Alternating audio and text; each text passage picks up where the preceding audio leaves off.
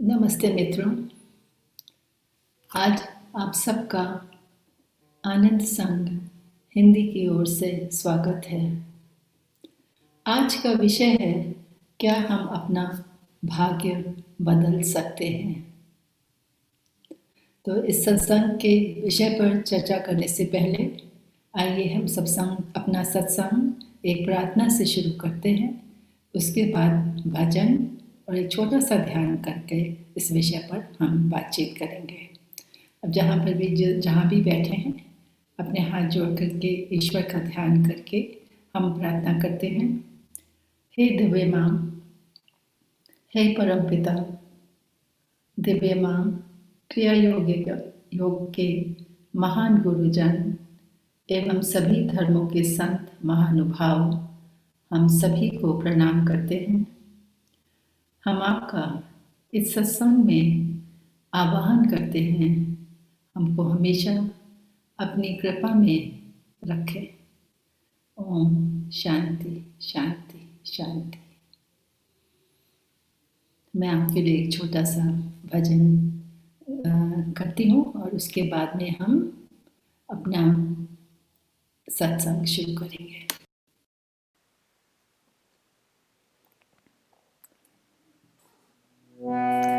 तल्लीन है मन की मधुमक्खी, नील कमल चरण तेरे जगन माता। तल्लीन है मन की मधुमक्खी,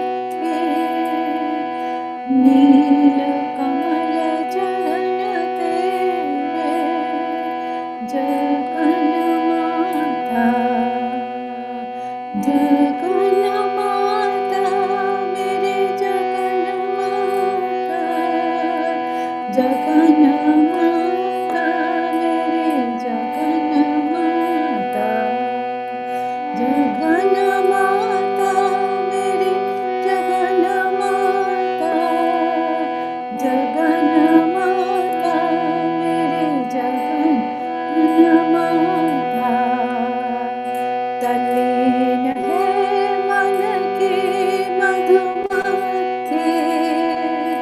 नील कमल चरण तेरे जगन माता।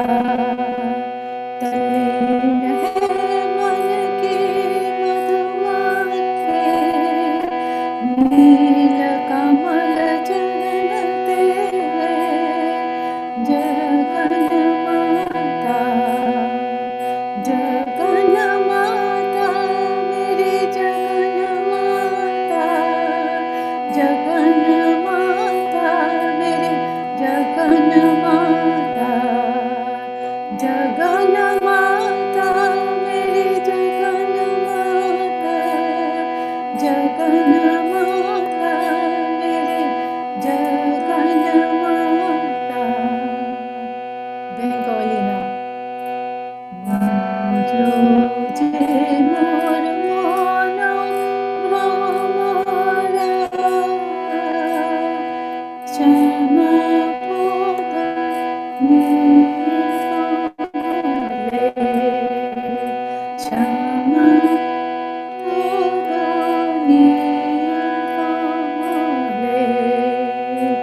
काली पद नीलकमले, श्यामा पद नीलकमले, काली पद नीलकमले, श्यामा पद नीलकमले। মজলো যে মোর মন ভ্রমরা, শ্যামা পদ নীলকমলে,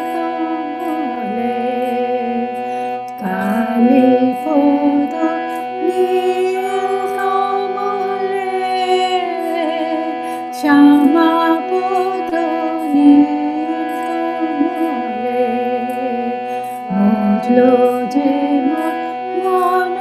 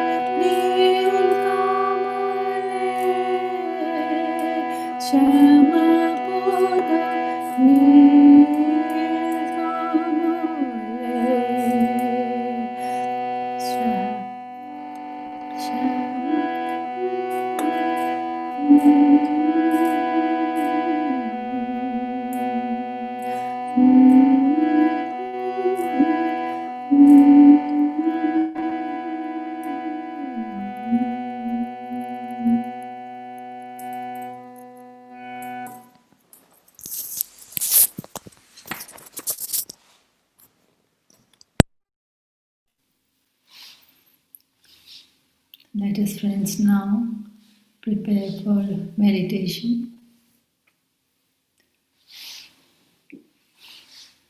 दोहरा सांस लेते हैं, सम श्वास, सारे शरीर की ऊर्जा को जमा करके फिर जब हम सांस बाहर निकालेंगे तब उसको रिलीज करेंगे। खूब वाइब्रेट करिए, खूब टेंशन गैदर करिए।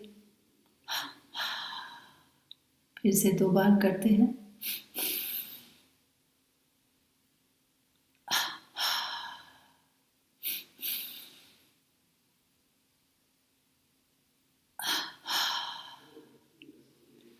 अब हम सम श्वास का अभ्यास करते हैं, जिसमें 6 की गिनती तक सांस भीतर लेंगे, 6 तक रोकेंगे और फिर 6 की गिनती में बाहर निकालेंगे। शुरू करते हैं। इनहेल, 6 के काउंट में मैं गिन रही हूँ।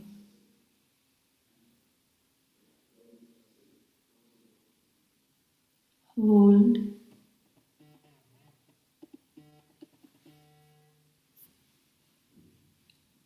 एक्सेल,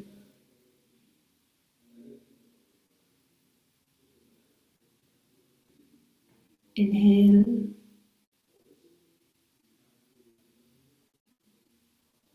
होल्ड,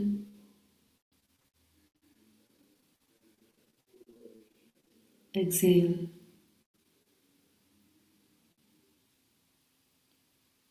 2 बार अपने आप करें।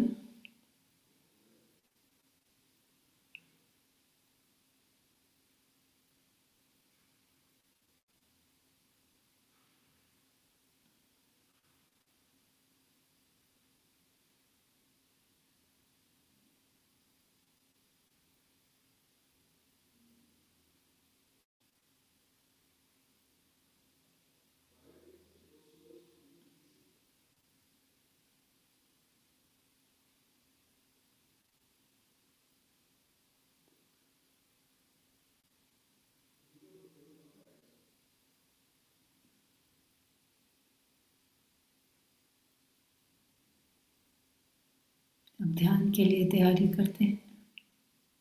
अपनी कमर एकदम सीधी कर लें, कंधे पीछे, हथेली जांघ के पास में रखें, अपनी चिन फ्लोर से पैरेलल रखें और आंखें दोनों भौहों के बीच में कुटस्थ केंद्र पर ले आए।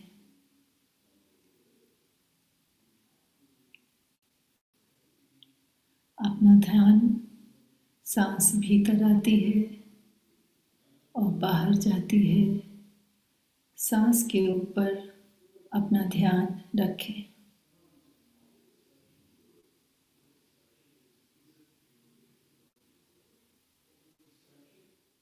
ओम शांति शांति शांति। धीरे धीरे अपनी आंखें खोलें।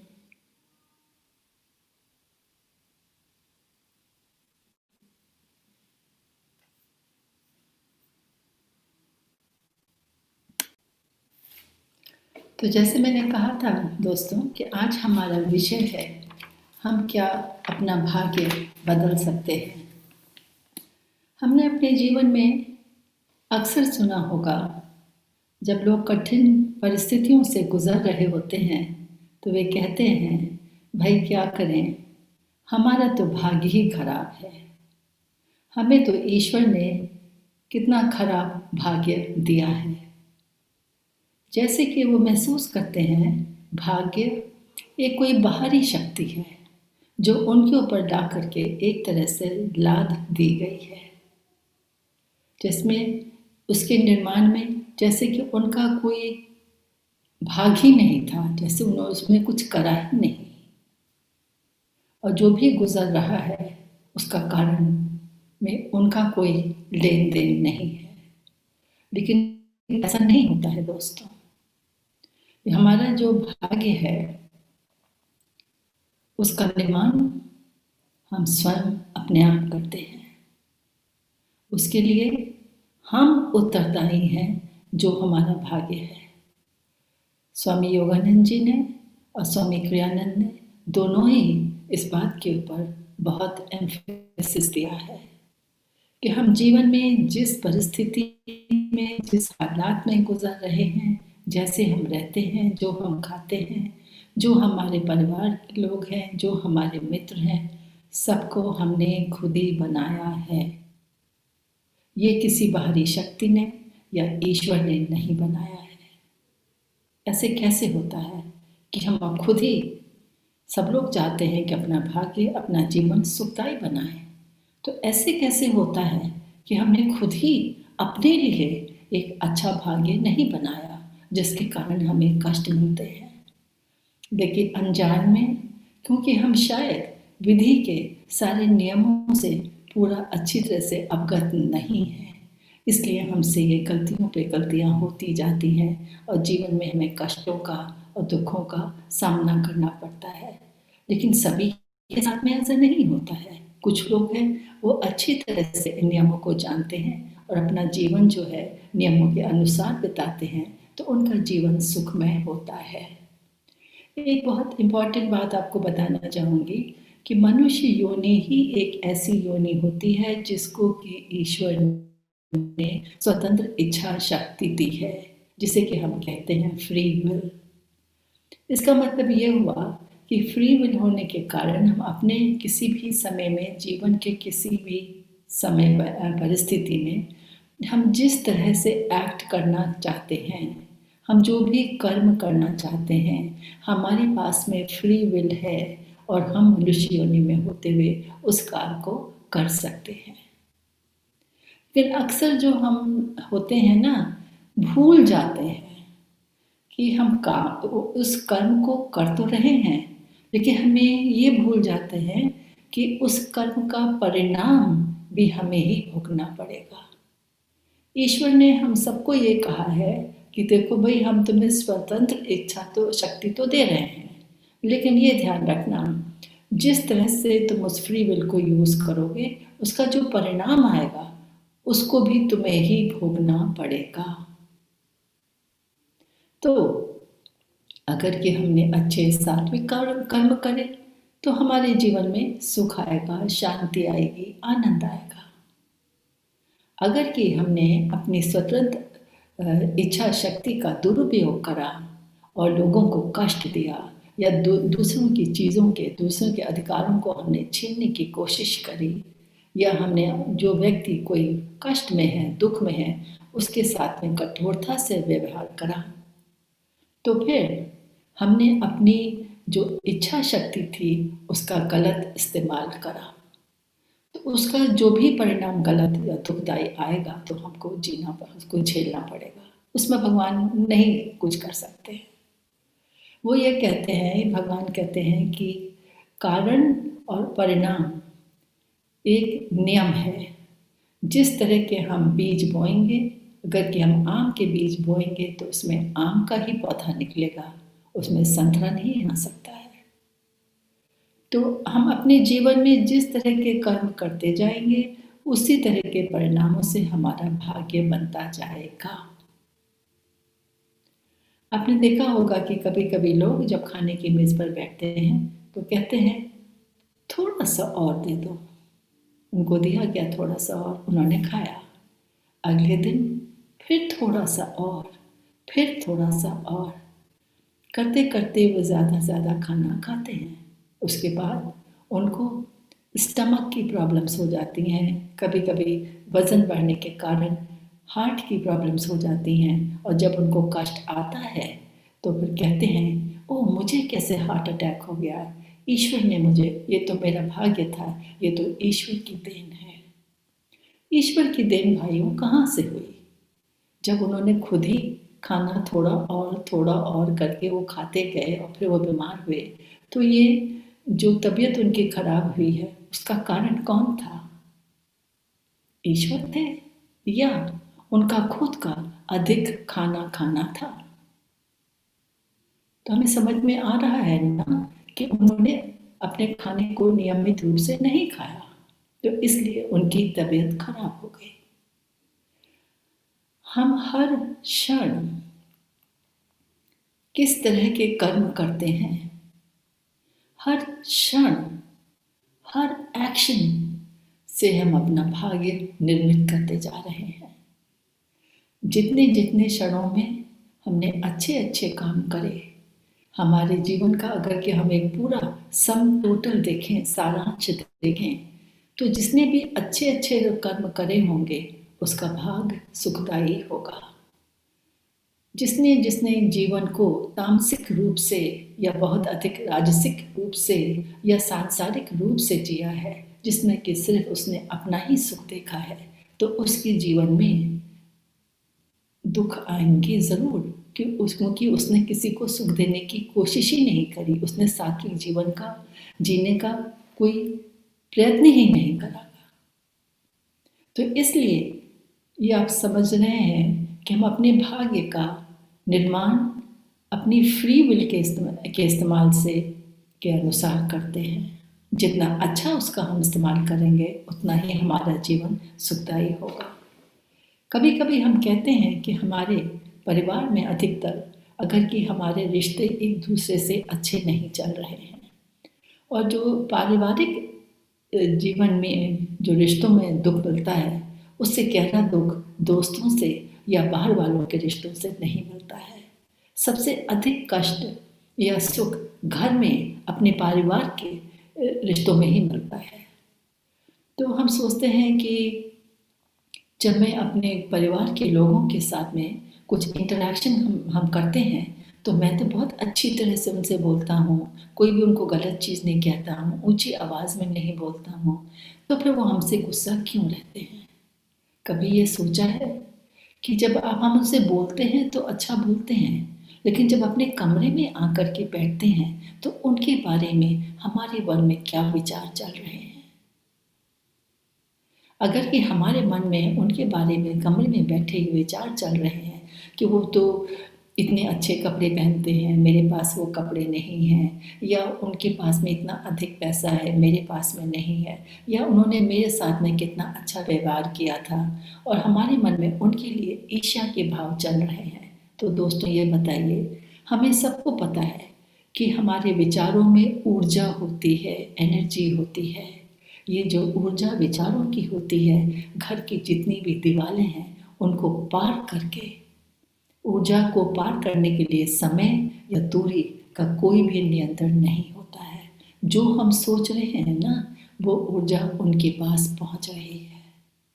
जब उनके पास में हमारे विचारों की नेगेटिव ऊर्जा पहुंच रही है तो हम चाहें उनके साथ में कितना भी मीठा बोलें, फिर भी हमारे जो उनके साथ में रिश्ते रहेंगे वे खट्टे ही रहेंगे। और उसका दोष, उसका कारण कोई और नहीं है, उसका कारण हम खुद हैं, क्योंकि हमारे विचार उनके लिए सही नहीं है। तो फिर से खराब रिश्तों का जो भाग्य बनाया वो हमने खुद ही बनाया। या तो हमारे व्यवहार में कोई कमी थी या हमारे विचारों में कुछ गड़बड़ थी जिसके कारण वे रिश्ते बने।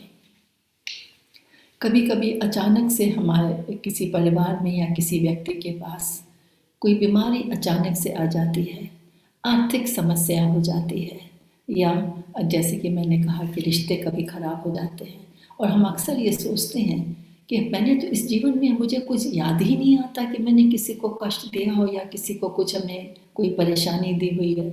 लेकिन जो हम इस वक्त में जो जीवन जी रहे हैं ना मित्रों, वो जीवन सिर्फ इसी जीवन के कर्मों के का परिणाम नहीं है। हम इस जीवन के पहले कितने ज़्यादा इनकारनेशन जीवन जी के आ चुके हैं। वहाँ पे हमने क्या क्या कर्म करे थे, वो सारे कर्म तो हमारी कार्मिक डायरी में रखे हुए हैं ना। और ये ज़रूरी नहीं है कि सब कर्मों का परिणाम हमको उसी जीवन में मिल जाए। कितने पुराने पुराने जो जीवन हम ले चुके हैं, उन कर्मों का परिणाम जब भी उन कर्मों को अच्छी परिस्थिति मिलती है तो वो उपजने लगते हैं। जैसे कि कोई बीज होता है, जब उसको पानी और खाद मिलती है तो वो उपजता है। उसी तरह से हमारे कर्मों के परिणाम हमें संचित रहते हैं और जब उनको सही वक्त और समय और खाद मिलती है तो वो उपजते हैं। तो हमारे जीवन का हर अनुभव हमारे द्वारा ही निर्मित होता है। ये सब हमारे कर्मों का ही परिणाम होता है। तो इसलिए मैं बार बार इस चीज़ को कहना चाहूँगी कि जो भी हमारा भाग्य है, इस भाग्य को हमने स्वयं निर्मित करा है। और एक चीज़ और ध्यान रखें कि ये जो भाग्य है ना, ये हम अपने जो पृथ्वी पे हमारा जीवन कटता है उस समय क्रिएट होता है। जब हम अपने मृत्यु के बाद में एस्ट्रल वर्ल्ड या कहीं और जाते हैं तो वहाँ भाग्य नहीं बनता है। तो ये जो भाग्य हमने यहाँ बनाया है ना, उस भाग्य को हम इसी पृथ्वी पर अपने इसी जीवन में ही बदल सकते हैं। इस जीवन में या आगे आने वाले जीवन में बदल सकते हैं। स्वामी योगानंद जी से ये प्रश्न पूछा गया था कि जो हमने कर्म करे हैं और उनके परिणामों के अनुसार जो हमारा भाग्य बन गया है, क्या हम उसको बदल सकते हैं? तो उन्होंने कहा था अवश्य, ज़रूर हम अपना भाग्य बदल सकते हैं। और उन्होंने बताया कि भाग्य हम कैसे बदल सकते हैं। उन्होंने कहा कि अगर कि मान लीजिए पिछले जन्मों में हम कुछ अच्छे कर्म नहीं करके आए हैं और उनका परिणाम जो है कुछ गहन हमारे लिए आ सकता है, तो उस परिणाम को हम, जो उसकी गहनता है, उसको हम हल्का कर सकते हैं। कैसे? अगर कि हम अभी से इस चीज़ के बारे में हमें ये ज्ञान हो जाए कि हम जैसे जैसे अच्छे कर्म करेंगे उनके जो अच्छे परिणाम आएंगे, वो अच्छे परिणाम ना ही कि हमको अब आने वाले जीवन में हमें उसको सुख देंगे, बल्कि जो पहले जीवन में हम कुछ गलत कार्य करके आ चुके हैं और उनके जो परिणाम हैं, उन परिणामों को भी वो हल्का कर सकते हैं। हमारे अब आज के कर्म जो हम पहले कर्म कर चुके हैं उनको भी प्रभावित करते हैं। पहले हमने बहुत अच्छे कर्म करे हैं और आज हम गलत काम करेंगे तो जो अच्छे कर्म पहले के करे हुए हैं उनके परिणाम पर भी उसका असर पड़ेगा। तो इसलिए अपने जीवन को, अपने भविष्य को, अपने वर्तमान को अच्छा करने के लिए हमें ये ध्यान रखना चाहिए कि इतने हम जो आज से कर्म कर रहे हैं उसमें हम दूसरों की सहायता जब भी कर सकते हैं करें। हमें जो एक तरह की सेल्फिशनेस होती है हमारे पास में, मान लीजिए ईश्वर की कृपा से हमारे पास हम अपनी ज़रूरतों से ज़्यादा अधिक है, तो उसको उन लोगों से शेयर करें जिनको कि उस चीज़ की ज़रूरत है। ईश्वर को तो सभी लोग बहुत प्रिय हैं ना। ईश्वर की सभी मनुष्य ईश्वर की कृति हैं। ईश्वर सबको बहुत ज़्यादा एक बराबर प्यार करते हैं। जितना वो भगवान कृष्ण को प्यार करते हैं, जितना वो जीसस को प्यार करते हैं, उतना ही हम सबको प्यार करते हैं। तो इसलिए जब भी हमारे पास हम किसी की मदद कर सकते हैं, एक काइंडनेस, दयालु भाव बहुत अच्छा होता है। जब भी किसी को कष्ट में देखें तो उसको मदद करिए, प्यार से करिए, हर एक से आदर के साथ में, इज्जत के साथ में बात करें, चाहे वो व्यक्ति गरीब है या अमीर है, सबके साथ में सबको प्यार बांटें। ईश्वर को सबसे अधिक हमें जो अच्छा लगता है वो प्रेम भावना रखती है, सबके लिए प्रेम भावना रखें। तो इसलिए अगर कि हमारा बिहेवियर, हमारा कॉन्डक्ट अभी अच्छा होगा तो वो हमारे पिछले कर्मों को भी, उसका जो परिणाम है उसको हल्का कर सकता है। दूसरा एक बहुत इम्पॉर्टेंट चीज़ जो स्वामी योगानंद जी ने कही है, उन्होंने कहा है कि हमारा जो जीवन है उसमें जो हमारे वातावरण होता है और जो हमारे मित्र होते हैं उनका एक बहुत इम्पॉर्टेंट रोल होता है। वो कहते हैं कि देखो भाई, हम जिस वातावरण में या मित्रों के साथ में हैं, मान लो उसमें उन मित्रों में कुछ गलत टेंडेंसीज़ हैं, कुछ स्मोकिंग करते हैं या ड्रिंक करते हैं, तो हम सोचते हैं कि मैं तो स्मोकिंग करती नहीं हूँ, ना मैं ड्रिंक करती हूँ, तो मैं उन दोस्तों के साथ में हम बैठे भी हैं तो हमें क्या फ़र्क पड़ेगा। लेकिन स्वामी जी ने ये कहा है कि हमें अपने इस जीवन का तो पता है ना, लेकिन पिछले जन्मों का तो हमें नहीं पता है कि हमारी क्या क्या हैबिट्स थी, हम ड्रिंक करते थे या नहीं करते थे। तो अगर कि हम ऐसे मित्रों के साथ में या वातावरण में हैं कि जिनमें कुछ गलत हैबिट्स हैं और वो हैबिट्स अगर कि हमारे पिछले जन्मों में हमारे पास थी, तो ये काफ़ी संभव है कि वो हैबिट्स दोबारा जर्मिनेट कर जाएंगी। कुछ लोग होते हैं जो स्मोकिंग नहीं करते हैं और मित्रों के साथ में जो कि स्मोकर्स होते हैं उनके साथ बैठते हैं तो वो भी स्मोकिंग शुरू कर देते हैं, और काफ़ी लोग नहीं शुरू करते हैं। तो स्मोकिंग शुरू वही करते हैं जिनका कि पिछले इनकारनेशंस में स्मोकिंग वो करते थे। तो इसलिए अगर कि हम अपने मित्रों को ढूंढेंगे, बनाएंगे, वातावरण में रहेंगे तो ज़रूर ध्यान रखें कि वहाँ पे उनमें सारी आदतें जो हैं उनकी सही होनी चाहिए, क्यों हम अपने को ही नहीं जानते हैं, हम अपने जीवन को उतना ही जानते हैं जो कि इस जीवन का है, लेकिन पिछले जन्मों का जीवन हम नहीं जानते हैं। इसलिए हमें अपना बचाव करना चाहिए। एक स्वामी जी ने और चीज़ बहुत अच्छी बताई है कि अपना भाग्य बदलने के लिए हमें एफर्मेशन करना चाहिए, अभिव्यक्ति करनी चाहिए, जिसमें कि हम कहते हैं कि देखिए ये एक सत्य वाक्य होता है, सत्यता का वाक्य होता है एफर्मेशन, जिसमें कि हम उसको बार बार सत्यता को ही रिपीट करते हैं, जो कि हमारी कॉन्शियसनेस में जा कर के हमको बदलता है।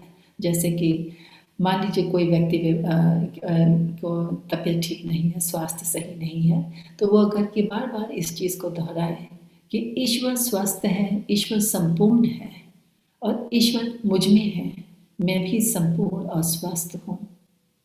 हमें तो ईश्वर ने तो हम सबको स्वस्थ बनाया ही था, लेकिन हमारी गलत आदतों के कारण हमें बीमारी आई। तो अगर कि हम बार बार इसको दोहराएं कि हम ईश्वर हम में है, ईश्वर संपूर्ण है, स्वस्थ है, मैं भी संपूर्ण हूँ, स्वस्थ हूँ, तो धीरे धीरे हमें भी हमारे अंदर फेथ, जो ईश्वर के प्रति विश्वास है, हमारी बीमारी के चिन्हों को हटाने लगता है। कुछ लोगों ने इस एफर्मेशन को बार बार, स्वस्थता के एफर्मेशन को दोहराया है और उनको बहुत लाभ हुआ है। इसी तरह से करके किसी को क्रोध आता है या लालच की टेंडेंसी है, तो अगर कि वो उनके एफर्मेशन को करें कि मैं प्रेम, क्रोध का जो ऑपोजिट एनर्जी होती है, जो पॉजिटिव ऑपोजिट एनर्जी होती है प्रेम, कि मैं प्रेम से संपूर्ण हूँ, तो हमें जो नेगेटिव एनर्जी होती है वो पॉजिटिव में बदलने लगती है। मैं आखिरी में एक और चीज़ कहना चाहूँगी जो सबसे ज़्यादा हमारे लिए ज़रूरी है, वो है ध्यान या मेडिटेशन। जब हम ध्यान या मेडिटेशन करते हैं तो परमहंस योगानंद जी ने बताया है कि जो हमारी प्राणिक शक्ति होती है, जो कि बाहर की ओर बह रही होती है, वो धीरे धीरे भीतर की ओर बहने लगती है, हमारे एस्ट्रल स्पाइन की ओर, और उठ करके यहाँ पर हमारे स्पिरिचुअल आई पर आती है। तो उसमें ये होता है कि जो हमारी एस्ट्रल स्पाइन में हमारी जितनी भी हैबिट्स या रॉन्ग हैबिट्स, रॉन्ग टेंडेंसीज या लाइक्स एंड डिसलाइक्स होती हैं, उन सब को वो प्राणिक शक्ति जब हमारे मूलधारा चक्र से ऊपर बहती हुई हमारे यहाँ पर स्पिरिचुअल आई पर आती है, तो उन सब गलत हमारी आदतों को, टेंडेंसी को जमा करते हुए ऊपर ले आती है और ईश्वर की तरफ उनको समर्पित किया जाता है। जैसे कि एक नदी जब बहती है तो अपने साथ में सारे पत्थर, शाखाओं और जितने भी नदी के किनारे तट के ऊपर जितनी भी गंदगी होती है सबको बहती हुई अपने साथ में ले जाके समुद्र में समर्पण कर देती है। इसी तरह से ये जो हमारी प्राणिक शक्ति है, जब हम ध्यान करते हैं तो सब हमारी जो त्रुटियाँ हमारे एस्ट्रल स्पाइन में जमा होती हैं उनको जमा करके ले आती है। तो जस्ट इमेजिन करिए जो एस्ट्रल स्पाइन एक तरह से पाइप है, उसमें से जब वो एनर्जी बहती गई और सब त्रुटियों को अपने साथ ऊपर लेती चली गई तो वो क्लीन हो गई ना। हमारी खुद की एस्ट्रल स्पाइन जब वो प्योरीफाई हो गई तो हम अपने आप ही अच्छे बन जाएंगे ना, अच्छे व्यक्ति बन जाएंगे। और फिर जब ये प्राणिक शक्ति बह करके ऊपर, स्वामी योगानंद जी ने कहा कि हमारे मस्तिष्क में आती है, तो मस्तिष्क में हमारी जितनी भी आदतें होती हैं अच्छी या खराब, तो जो खराब आदतें होती हैं उनकी गहरी गहरी नलियाँ बन जाती हैं जिन्हें ग्रूव्स भी कहते हैं। तो जब प्राणिक शक्ति उन ग्रूव्स में बहती है तो उनको कॉटराइज कर देती है। जितनी भी उसमें खराब हमारी आदतें जमी हुई होती हैं उन सबको कॉटराइज करके बाहर निकाल देती है। तो इसलिए ध्यान से एक तो हमारी एस्ट्रल स्पाइन भी स्वच्छ हो जाती है, प्योरीफाई हो जाती है, और हमारे मस्तिष्क में भी जितनी भी हमारी गलत आदतें होती हैं उन सबको कॉटराइज या उनको जला के उनको ख़त्म कर देती है। इसलिए ध्यान जो होता है भाग्य को बदलने में बहुत बहुत मदद करता है। हमारी जितनी भी आध्यात्मिक उन्नति होती है वो ध्यान से होती है, और जितनी हमारी आध्यात्मिक उन्नति होगी उतना ही हमारा जो भाग्य है वो बदलते जाएगा, क्योंकि हमारे जो कर्म हैं वो अच्छे हो रहे हैं और जो अच्छे कर्मों का परिणाम भी अच्छा होगा। तो मैं सारांश में कहना चाहूँगी मित्रों कि अगर पहली बात, हम अपने भाग्य का निर्माण स्वयं करते हैं। भाग्य के निर्माण में किसी व्यक्ति को या ईश्वर को द्वेष देना बिल्कुल गलत है। भाग्य हमारे कर्मों का परिणाम है। नंबर 2, क्या हम अपना भाग्य बदल सकते हैं? हम अपना भाग्य अवश्य बदल सकते हैं। हम अपना भाग्य आज से, जब अगर हम अच्छे कर्म करने लगे, अपने दिमाग में अच्छे पॉजिटिव विचार रखें, औरों के लिए पॉजिटिव भावनाएं रखें, हम अपने मित्रों में और वातावरण को ऐसा ढूंढें जो कि पॉजिटिव हो, जिसमें किसी तरह की गलत आदतें ना हो। हम अच्छे वातावरण में अच्छे मित्रों के साथ रहें। और आखिरी सबसे गहरा, सबसे महत्वपूर्ण पॉइंट जो हमारे भाग्य को बदलने में मदद करता है वो मेडिटेशन है, ध्यान। ध्यान के द्वारा प्राणिक शक्ति को हम अपने एस्ट्रल स्पाइन में लाते हैं और उससे एनर्जी ऊपर बहती है, उससे वो प्योरीफाई होती है और हमारे विचार को भी प्योरीफाई करती है। तो इस तरह से आइए हम देखें हम अपने भाग्य को कैसे अच्छा निर्माण कर सकते हैं और उसको और अच्छा कैसे कर सकते हैं। इन सब जो चीज़ें बताई मैंने अभी, उनका इस्तेमाल करके। आप सबको ईश्वर का बहुत आशीर्वाद। नमस्ते।